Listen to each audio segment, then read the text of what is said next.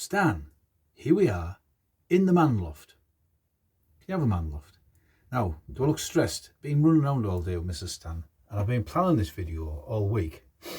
And now the best laid plans of mice and men, etc., etc., have all gone pear-shaped. I ended up running around trying to do this, and I didn't bring me light in here. So the lighting, probably an issue. I hope that you can see the items that I'm showing. And it is really a more general chit-chat video. Warning, there's cats up here. So maybe an appearance at some point, as long as I don't knock anything over. I am having a light refreshment because I have to. I'm doing a video on a Friday afternoon because I'm going somewhere tomorrow. Busy as a sand flea. Is that a saying? Anyway, fellow YouTuber and collector, Helmet Productions, said to me the day in the comment, I've got an idea for a video for you. Why not do the top 5 deacs for new collectors? So thanks for that, Helmet Productions. And this is a video of that same subject. Now I did think about it on my way, I cycle to work, on my way to and from work. I generally think about my videos, and I thought, well, what is the top 5? What is a starter deac for somebody? Because you might be into, it doesn't necessarily have to be sort of new collectors. It might be older collectors who have a collection but don't have any deacs. Outside the scope of this video, by the way, is I'm not including, I do have a fair few deacs, but I'm not including replicas, replica air guns, airsoft or obsolete caliber or blank firers or whatever. If you're not from the UK or if you don't know, there are deacs are available to anybody over the age of 18. You should get them with a certificate if you buy it at a car boat sale or anything else. I'm not sure of the legalities of that, but I personally wouldn't, even if the price was right, because that's just going to give you a load of chew if anything happened further down the line. So get you a deac certificate. The obviously caliber, they don't come with a certificate. I don't think.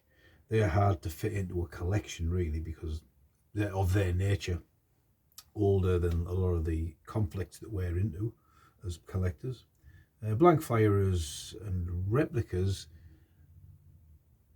it's complicated.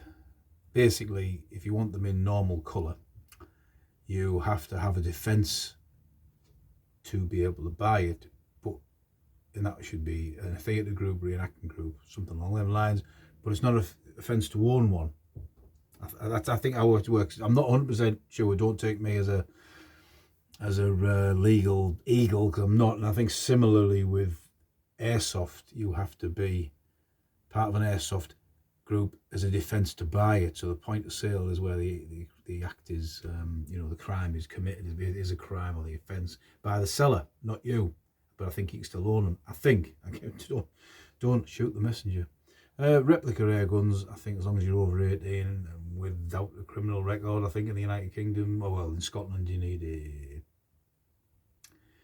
air gun license. And also now there's a lot of paintball markers that are firing at 6 foot-pound and 12 foot-pound like air rifles, and they're firing all sorts of solid rubber balls, aluminium balls, and they're based on Glocks, shotguns and other various sort of assault rifle looking things. And it is people think in the UK, I have covered this before, this is going to make this a long video, I've covered it before in depth, and I'm not 100% sure I'm always right, but in Britain the unless you're a firearms owner, a certificate holder, you can still own gun-shaped objects. It's just it's a lot. There's a lot of variations on a theme. I mean, for example, in Australia, you're not allowed air pistols. Nah. If you have an air rifle, it has to be on a firearms certificate. So you can see how it varies around the world. I'm just trying to lay out the groundwork. Yes, in Britain, there is plenty of access for anybody over the age of 18, if you've got a clear criminal record, I would imagine, to get hold of gun-shaped objects. Yeah, I mean, in the end of the day, if you are a prat with them, you're going to get in trouble. So don't be a prat.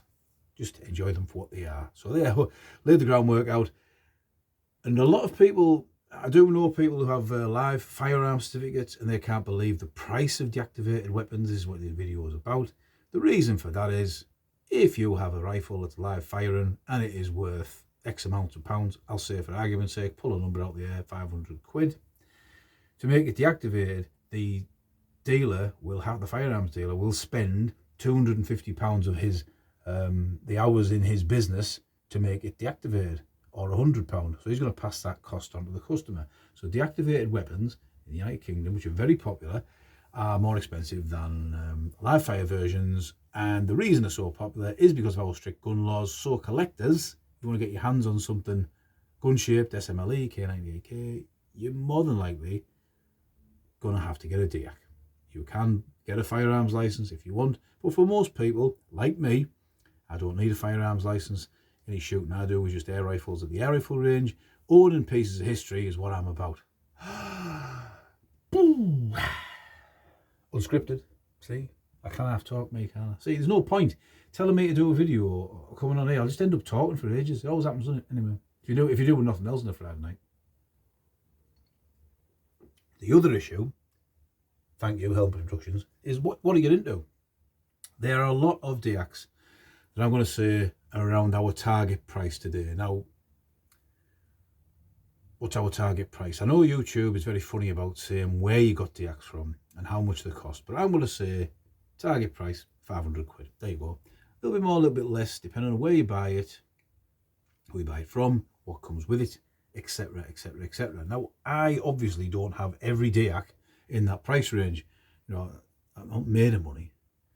So what I've done is I've got together 6 of my DEACs from that price range, aimed more at the World War II and well, one of them's probably World War I, 2 of the World War. Anyway, aimed at World War I, World War II, and Cold War collector, and how they could possibly fit into your collection if you are a younger person on a budget, a middle-aged person, getting into the hobby. I mean, I didn't get my first DEAC till about 2013, 2012, and the prices have gone up since then, a lot.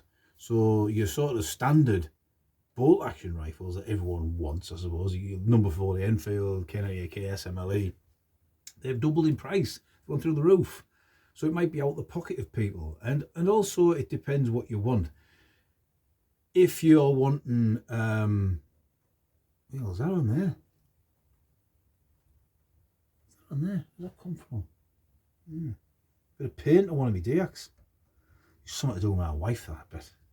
Anyway, if you're wanting to set up, say, a German World War I soldier, maybe a lot of your stuff will be reproduction, so you won't maybe be too worried about what's leaning against it. So what I'll do is try and get on with this. I'll be here talking all night. So honourable mentions first. I've just got the ones that I've got, and hopefully it'll give you a little bit of an insight. I did look in my books and I thought I'd have some examples of these, but I've only 1 or 2, so I thought I'd just wing it. So, you can buy a Yugoslavian M39, which is very similar to the PPSH-41 Russian submachine gun of World War II, and that is round about our target price. Cat, please. You could also buy a Yugoslavian M56, which is an MP40 looking type of rifle submachine gun, with the difference that it has a curved magazine. Now, when I bought a submachine gun from a certain dealer not long ago, I got the magazine. These rifles all over the floor here. I got the magazine of an M56. M56, yeah, move. So you can see it's slightly curved. You can see the similarity, you know, the long magazines of the MP40. I've got one over there. This is 4, that's 3. And I've actually got all Sten mags in, 2 of them, and just blocks of wood in the other one. But it came with a non-related submachine gun, but it smells old, smells of oil and old leather, and it looks good in the man cave. That's what I'm talking about. You don't always have to spend. Everyone wants a Luger, everyone wants an MP40, everybody wants an MG42, blah, blah, blah. Well, I'll tell you what, you can't afford them now. You need deep pockets in this game, definitely, 100%. Now, as you get a bit older, maybe, you're an older bloke, you might have no mortgage, you might have less, your kids are up, they've gone, or older woman if you're into it, if a woman's into it. So you might be able to afford these things, but how I look at it is, the more I'm looking to collect some of those that I haven't got, the more I'm thinking, do I really want to spend that price? I don't want to spend thousands for an MG42. I've got an M53 Hugo one there. There, here it is. Now, okay, it's not World War II. It's never seen World War II. But that's about, I don't know, a quarter of the price, not even that. And it just sits there bolted, not bolted, tied off to the thing. I've fortunately got a semi-relic ammo drum off Military Collectibles, CJ. I give that a clean up. I am really happy with that. That's less than double our target price today. So anyway, that's that. I'm trying to fit in my brain. My brain whizzes around all over, you know. So yeah, there's that. There's also a submachine gun called the Madsen from Denmark. I'm sure they've seen them in James Bond films. It's got like a funny sort of square magazine, shoulder stock that clicks out. That's within our target of today. Target prices, or Polish, I think it's Rack, very small submachine gun. And if you look into it, there are other ones that Warsaw Pact, or Chinese copies of a lot of Warsaw Pact weapons generally tend to be 50, 100, 120 pounds less than the not like SKS, for example. Oop, put that one away. Chinese ones are cheaper, whether that's worse quality or not, or they're more hammered. I don't have any deactivated pistols in my collection. All my pistols are replica air guns, basically. I don't think I've got any replicas, just replica air guns. The reason for that is probably because if I can get a deac for £500-600 that's World War II or look-alike, a pistol's a lot smaller, isn't it? For the same price, they're not cheap. They're not cheap, and you get more gun for your money, I suppose. But as I run out of room, pistols could be coming on the horizon. I still want to know what that is. That's definitely something to do with my wife. That paint, things 120, 108 years old, got paint on it. Anyway, right, so I hope that's laid out some groundwork. 12 minutes, me talking. You're waiting for the top 6, aren't you? Let me have a drink first. Now, number 6 in the collection of easily affordable, more affordable deacs. For the beginner is an outrider, one might say, because it cost me over the target price. Not much, I'd say £100. And this is the Mauser M96 30. Now, it's not a review of this weapon because there is the review of it on my channel. So if you want to look at a review, go there instead. The thing is, I didn't get a full cleaning run with it. I got the car. I had to buy a carbine. I got a Dave Brennan trade. And I haven't got round to do anything about it. I cannot find a full length one anywhere. I think I seen one of the dealers' websites the other day, and it disappeared as soon as it appeared. So yeah, I wouldn't mind a full length cleaning rod. Now this is dated. I cannot see it all in here. This is dated 1942.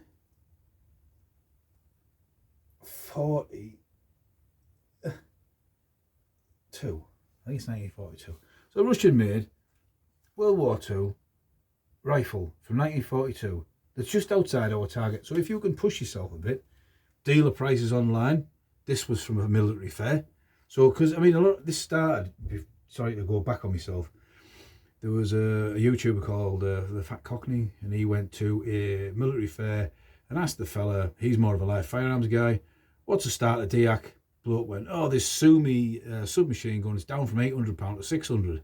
And I thought, £600 for a start of deac?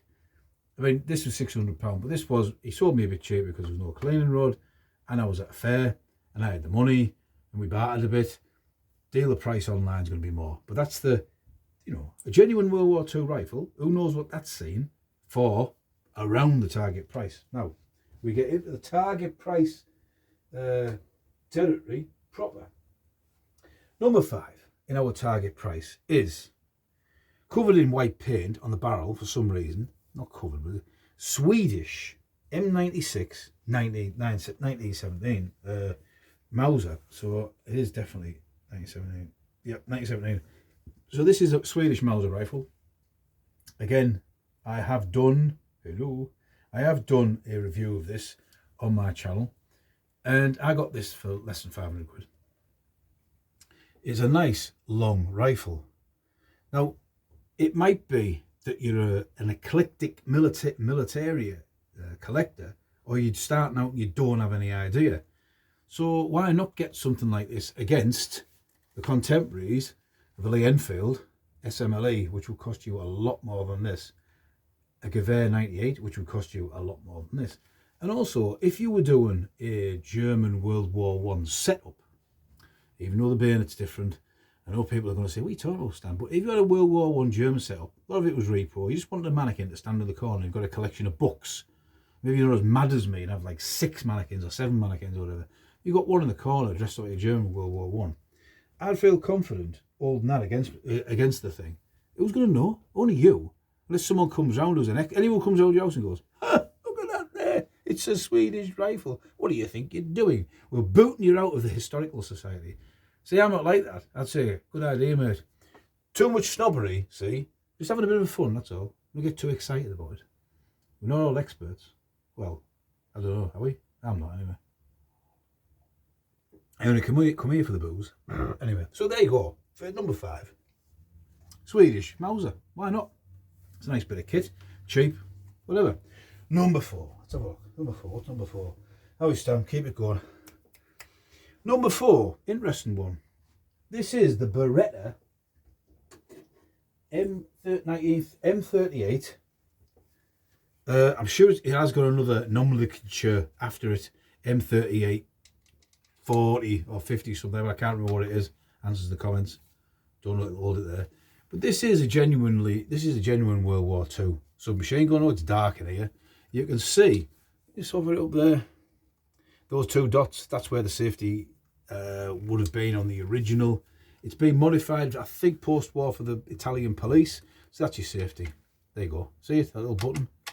This came with, I think that was the one that came with the Yugoslavian M49 pouches and another stock like this. So if you wanted to, if you were of a mind, you could take this off, do the other stock up, block that hole up, reinstigate the safety on this side. And again, what would you use this for? EU, one of the EU ones. What would you use this for? Well, the Germans used this. I think they called it the did I write it down? M73-8I. And the Waffen-SS and the Fallschirmjäger used them. And I'm not sure if they all had the perforator, but I'm sure they used the smooth bore ones. So if you had, again, I mean, at this day and age, if you're a starter out or a Waffen-SS or Fallschirmjäger, when you're not going to have original stuff, so you just have your repro gear all on like that.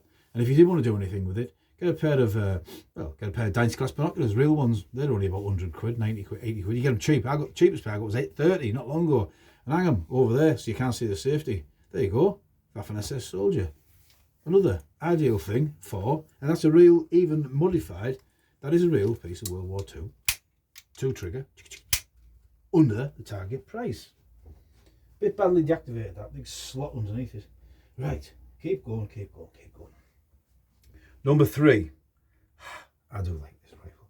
I do like this rifle. This is the Portuguese, let's get the nomenclature right, Portuguese Mauser Vaqueiro 1904-39, I think, something along them lines. So another Mauser. Now, if you watch war films a lot like me, you see Germans sometimes, the war films, and period photographs with straight handle bolts rather than the turned down ones. Could be Czech rifles. It's a Mauser rifle. I doubt it'd be Portuguese. But you think, yeah, but it looks Germanish. What does it look like against the K98K? Well, let's have a look, shall we? If we can hold it up in the darkness of the man loft. I hope that's not pulsing too much. It is, isn't it? I can see it. So there you go. There you go. There you go. There you go. There you go. They look similar. Oh, someone knocking on the door. I better stop talking for a minute. Everyone think I'm mad. It's an Amazon delivery, I think, probably. Something to do with my wife. Yeah, it was, yeah. Or my uncle. Anyway, so yeah, if you have a look at that, the only difference, well, there's a lot of differences, but visually, it hasn't got the magazine takedown hole in it. But again, price wise, this is under the target price by a fair bit. Came with a set of inert rounds. Did it come with a sling? No, yeah, it did. It came with a sling and a bayonet. Tell you what, you're talking in some cases maybe 3 times up the price up. It wouldn't be far off for a K98. So the Mauser Figaro, nice.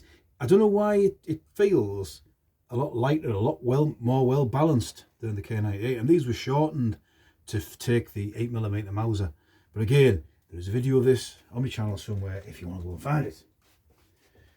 It's hard being still and standing, you know, talking all the time. Right, where are we? Number, I'll have to have a drink. Give us a second. 21 minutes, not even finished yet. Number 2, you know, with Deactivated for Helmet Productions.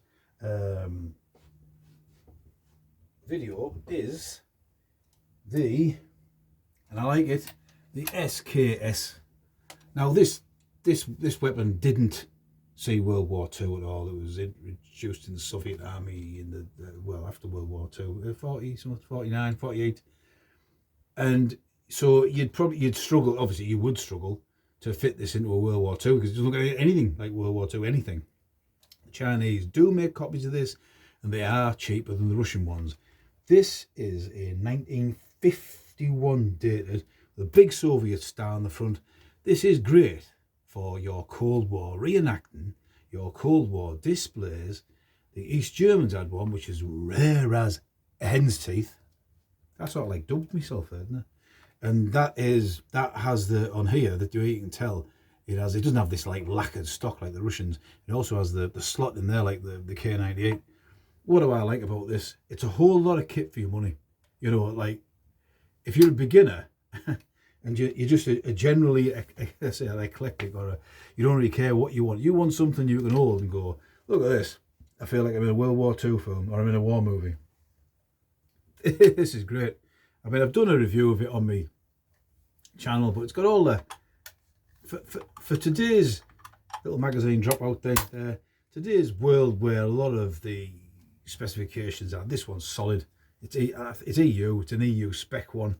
I mean, some of the old UK spec ones were welded solid when it's an assault rifle, I believe. But the crown and glory of this thing, it always makes me laugh. It should make you laugh. It's dangerous, isn't it? I suppose it's dangerous. It's not dangerous. It's only a bit of fun. Is this bayonet? Look at that. That's, watch out, Stan. Cut yourself. There you go. The bayonet on the end of it. And that is a piece of kit. It's a piece of kit for under our target price. And the clearing rod's built in there. This didn't come with a sling. This is a G3 sling, courtesy of a military man. The Chinese version of it has a cruciform bayonet. Oh yeah. See what I mean? Don't muck around with guns when you've been drinking wine. What happened there was the bayonet just snapped shut, and it just nipped the end of my finger. See, told you I was an idiot, didn't I? I mean, that could be one of those like really lame gun fails. Usually it's people like shooting themselves. I've drawn blood. Am I going to show the camera? That SKS may never have drawn blood to this day. It's drawn blood off old Stan. Well, it's my own fault. You know what I mean? It's like air rifles when you're loading them. You've got to keep the breech locked open with your hand, otherwise you'll end up with a bear trap taking your finger off. Anyway, right, let's get on with it. Well, we'll wake up and it's Saturday morning, right? So number 1 in our thing is the PPS 43. There you go. That is a nice piece of kit. This is, there you go, it's got a folding stock. There's loads of these at dealers, loads of these. If you want a World War II display, Russian or German, this can fit in. The Germans used these in World War II.